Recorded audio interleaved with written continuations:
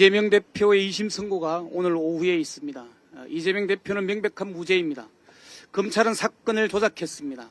조작도 모자라 기억과 감정마저 처벌하려 하고 있습니다. 선거에서 패배한 상대 후보를 허위사실 유포 혐의로 기소한 경우는 헌정사상 처음 있는 일입니다. 이재명 대표의 선거법 사건의 본질은 윤석열 검찰 독재 정권의 정적 제거이자 이재명 죽이기입니다.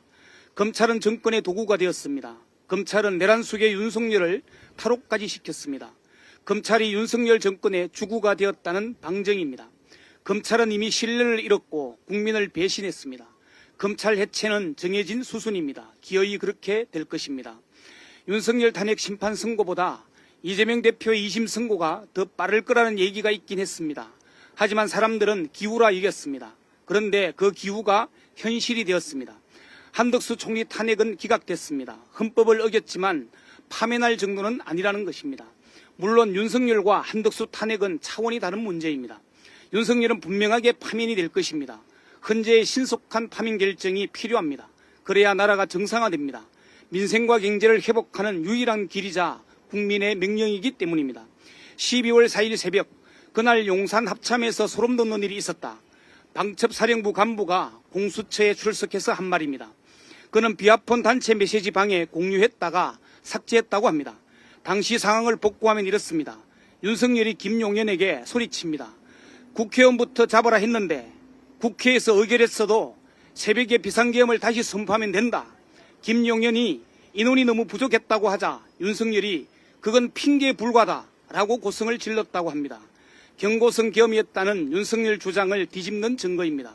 윤석열이 국회 계엄 해제 제한 가결에도 비상계엄을 즉시 해제하지 않고 3시간 넘게 질질 끈 게 2차 비상계엄을 염두에 두었기 때문입니다. 이런 내란 속의 탄핵 심판의 결론을 질질 끌어 사회 혼란을 키우는 것 자체가 법치주의와 헌정질서의 모독입니다. 헌재가 이것을 모를 리 없을 텐데 왜 시간을 끄는지 모르겠습니다.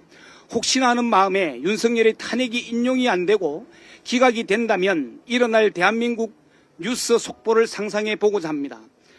속보입니다. 탄핵 기각, 윤석열 대통령 직무복귀, 야당 유력 정치인 살해대, 남북 간 군사 충돌, 진돗개 하나 발령, 김용현 국방부 장관 긴급 복귀, 감첩단 대거 체포, 선관위 30년 만에 해체, 서부지법 난입한 사람 전원 사면, 맹태균 황금폰 조작으로 밝혀져 김문수 21대 대통령 당선, 국무총리의 정강훈 임명, 통일부 장관의 김건희 22대 대통령 후보로 부상, MBC 재허가 불발, 병영도 앞바다에서 영현벽 담긴 사체 발견, 경호처장의 김성훈 임명, 대법관의 지기현 판사 임명, 미복귀 전공의 전원 체포, 김어준 씨 등 언론인 사체 발견, 데스노트 노상원 국정원장 취임, 또 비상계엄 선포, 군병력 국회 봉쇄. 정말 말 같지 않은 상상이 안 되는 뉴스입니다. 하지만 내란 속의 윤석열이 그동안 한 일을 생각해보면 꼭 불가능한 일도 아닙니다. 나라를 절단내고도 남을 일입니다. 반드시 파면되어야 합니다. 이것저것 따질 것도 없습니다. 지연된 정의는 정의가 아니며 정의에는 중립이 없습니다. 정의를 바로 세우는 일입니다. 헌법재판소는 국민의 신의를 저버린 내란 속의 윤석열을 즉각 파면하십시오. 이상입니다.